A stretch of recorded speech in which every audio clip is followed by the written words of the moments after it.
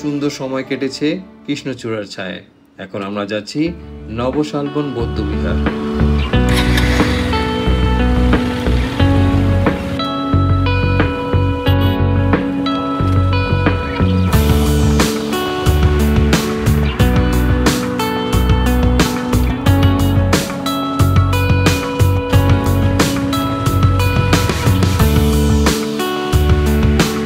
আমরা এবার চলে এসেছি নবশালবন বৌদ্ধবিহার, আর এর সাথেই রয়েছে শালবন বিহার অনাথালয়। সেখানে একজন গেস্ট এসেছে থাইল্যান্ডের, তো থাইল্যান্ডের গেস্টকে স্বাগত জানানোর জন্য তারা ফুল দিয়ে তাদেরকে বরণ করেছেন।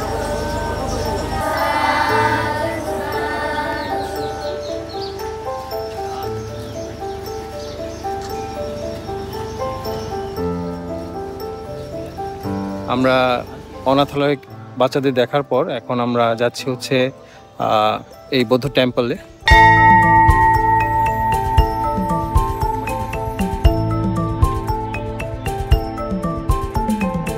প্রাচীন সভ্যতার সমৃদ্ধ কুমিল্লা জেলার ঐতিহাসিক স্থাপনায় নতুন এক সংযোজন কোটবাড়ি এলাকার নবশালবন বিহার। এটি দক্ষিণ পূর্ব এশিয়ার বৌদ্ধ উপাসকদের জন্য অন্যতম শ্রদ্ধেয় মন্দির।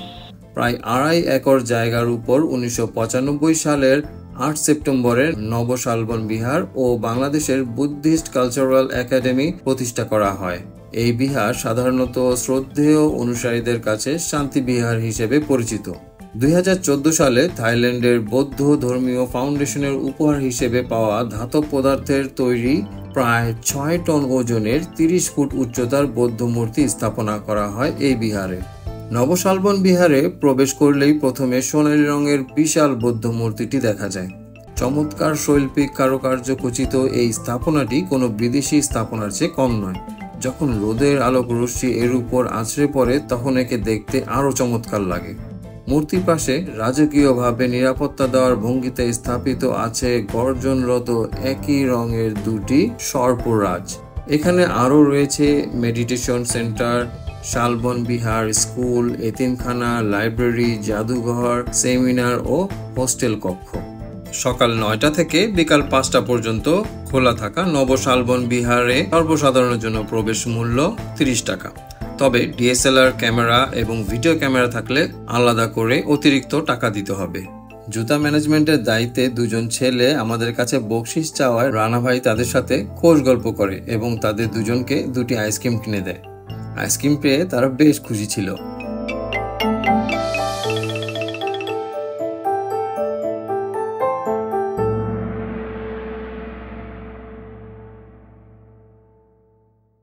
শালবন বৌদ্ধবিহার থেকে অপোজিটেই এটা আছে শালবন বিহার প্রত্নতত্ত্ব অধিদপ্তর কুমিল্লা। এখানে পার্কিং প্রতি 25 টাকা করে পার বাইক। আমাদের বাইকটা ওইখানে পার্ক করেছি। শালবন বিহার কুমিল্লা জেলার কোটবাড়িতে অবস্থিত, যা বাংলাদেশের প্রাচীন সভ্যতার অন্যতম নিদর্শন হিসেবে সুপরিচিত। কোটবাড়ি এলাকায় 1875 সালে রাস্তা তৈরির সময় একটি ইমারতের ধ্বংসাবশেষ সকলে প্রত্যক্ষ করেন। তখন এটিকে প্রাচীন দুর্গের অংশ হিসেবে ধারণা করা হয়েছিল।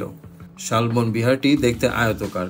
এর প্রত্যেকটি বাহুর দৈর্ঘ্য 167.7 মিটার।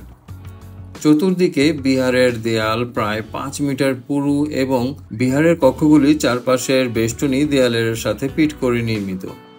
বিহারের প্রবেশের জন্য একটি দরজা দেখা যায়, যা উত্তরের ব্লকের মাঝামাঝি স্থানে অবস্থিত। বিহারের সর্বমোট কক্ষের সংখ্যা 155টি এবং ঠিক মাঝখানে কেন্দ্রীয় মন্দিরকে চিহ্নিত করা যায়। এসব কক্ষে বৌদ্ধ ভিক্ষুকরা বসবাস করতেন এবং ধর্মচর্চা করতেন বলে মনে করা হয়। বিভিন্ন সময়ে প্রত্নতান্ত্রিক খনন কার্যক্রমের মাধ্যমে শালবন বৌদ্ধবিহার থেকে 400টি স্বর্ণ ও রৌপ্য মুদ্রা, ব্রোঞ্জ ও মাটির মূর্তি, 8টি তাম্রলিপি, সিলমোহর, অসংখ্য পোড়া মাটির ফলক বা টেরাকোটা উদ্ধার করা হয়। এসব নিদর্শনের সিংহভাগই ময়নামতি জাদুঘরে প্রদর্শিত হয়েছে। শালবন বিহার থেকে বের হয়ে আমরা ময়নামতি জাদুঘরে যাচ্ছি। এখানে শুনি 12:30 তাদের লাঞ্চ বিরতি চলছে। তবে আমার মনে হয় তারা নামাজ ও লাঞ্চের বিরতি একসাথেই দিয়েছে। বিরতির সময় আমাদের অপেক্ষা করে লাভ নেই, আমরা আশেপাশে ঘুরি।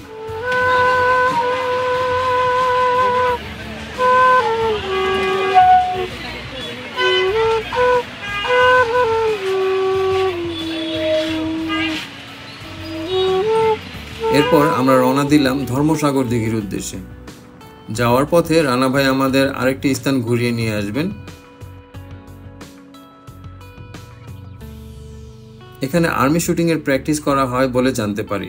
জায়গাটা বেশ বড় এবং অদ্ভুত লাগছে।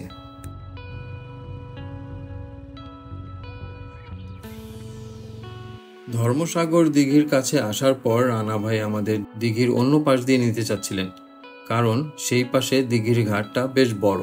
রানীকুঠির ভিতর দিয়ে সেই বড় ঘাটে যেতে হয়, তবে রানীকুঠির এখন বন্ধ। এটি একটি পুরনো লাইব্রেরি ছিল, তো এখান দিয়ে দিঘিটা আর দেখতে পারলাম না। তাই আমরা সর্বসাধারণের জন্য যে দিঘির ঘাটটা আছে সেখান দিয়ে আমরা দিঘিতে সাঁতার কাটতে যাচ্ছি। ত্রিপুরা রাজ্যের অধিপতি মহারাজা ধর্মমাণিক্য 1458 সালে এই দিঘিটি খনন করেন। রাজমালা গ্রন্থ অনুযায়ী ধর্মমাণিক্য সুদীর্ঘ 32 বছর রাজত্ব করেন। কুমিল্লা শহর ও তার আশেপাশের অঞ্চল তার রাজত্বের অধীনে ছিল। জনগণের জলের সুবিধার জন্য খননকৃত এই দিঘিটি উপসর্গ সময় যে তাম্রলিপিটি প্রদত্ত হয় তা আমি স্ক্রিনশটে দিয়ে দিচ্ছি। বর্তমানে ধর্মসাগরের আয়তন 23:18 একর। 1964 সালে দিঘিটির পশ্চিম ও উত্তর পাড়টি অতিরিক্ত জেলা প্রশাসক জনাব সৈয়দ হাসান আহমেদের উদ্যোগে পাকা করা হয়। দিঘিটি বর্তমানে মৎস্য বিভাগের অধীনে আছে, তবে দিঘিটির পশ্চিম পাড় ও সংলগ্ন 5 একরের উদ্যানটি কুমিল্লা পৌরসভার।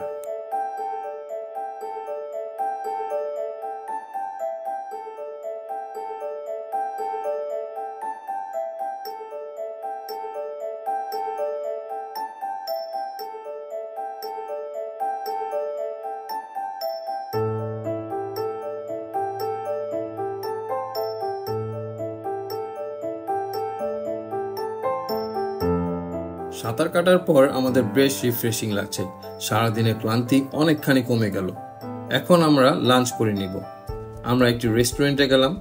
এখান থেকে আমরা সাধারণ সেট মেনু অর্ডার করলাম।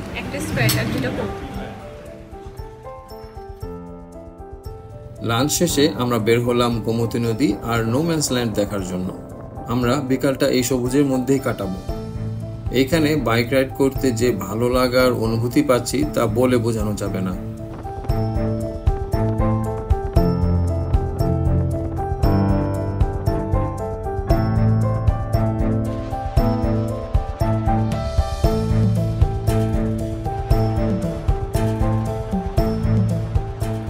তবে নোম্যান্স ল্যান্ডের যেখানে রানা ভাই আমাদের নিয়ে যাওয়ার কথা ছিল সেখানে বিজিবিদের নিষেধাজ্ঞা আছে, তাই সেখানে যাওয়া হলো না। এটা রানা ভাই সন্তানদের খেলার দৃশ্য, এখানে রানা ভাই আমাদের নিয়ে আসতে চেয়েছিলেন। তবে অন্য এক জায়গায় দিয়ে আমরা নোম্যান্স ল্যান্ড দেখার সুযোগ পেলাম, যেখানে কাঁটাতারের বেড়া দিয়ে ভারত এবং বাংলাদেশের সীমানা দেয়া। আমি এখন দাঁড়িয়ে আছি নোম্যান্স ল্যান্ডে। এখানে ইন্ডিয়ার বর্ডার, ওই যে এখানে আমরা দেখতে পাচ্ছি ক্যামেরায় কালো কাঁটাতারের বেড়া আছে, ওই ওপারে হচ্ছে ইন্ডিয়া। মানে আমি যদি ভুল না বলি আর কি, প্রত্যেকটা ইন্টারন্যাশনাল লতে এরকম আছে, যদি দেশ বিভাজন হওয়ার পরে যে যার মধ্যে সীমানা গাঁথা হয়, ওই দেশের সিকিউরিটি পারপাসের জন্য কাঁটাতারের বেড়া দেওয়া হয়। তো সীমানা থেকে 100 গজ ভিতরে এই কাঁটাতারের বেড়াটা দেওয়া হয়। এবং বাংলাদেশ যদি সীমানাটা নেয়, ওই যে পিলার থেকে বাংলাদেশের ভিতরে 100 গজ ভিতরে হচ্ছে ওই সিকিউরিটি পারপাস হচ্ছে কাঁটাতারের বেড়া থাকতো। এই মাঝখানে যে 200 গজ যে স্পেসটা, বেসিক্যালি এটা হচ্ছে নোম্যান্স ল্যান্ড। এই ঘরে কেউ বাড়ি ঘর করতে পারবে, তো কোনো বহুতলা ভবন করতে পারবে না। অ্যারাউন্ড টিনের ঘর করতে পারে, একতলা থাকতে পারে, একতলা বিশিষ্ট বাড়ি ঘর থাকতে পারে, নিজের জমি জমা থাকলে চাষাবাদ করতে পারে, কিন্তু বড় কোনো স্থাপনা এরকম করা যাবে। তো দ্যাটস হোয়াই এটাকে বলা হয় নোম্যান্স ল্যান্ড, যে সীমানার 100 গজ ওই পারে এবং বাংলাদেশ সীমানা 100 গজ এই পারে, মাঝখানে যে 200 গজ যে স্পেসটা, এই স্পেসটা হচ্ছে বেসিক্যালি নোম্যান্স ল্যান্ড। এরপর আমরা আমাদের বিকালটা কাটাতে চলে যাই গোমতী নদীর দিকে। একটা চায়ের দোকান থেকে আমরা চা নিয়ে চলে যাই গোমতী নদীর তীরে।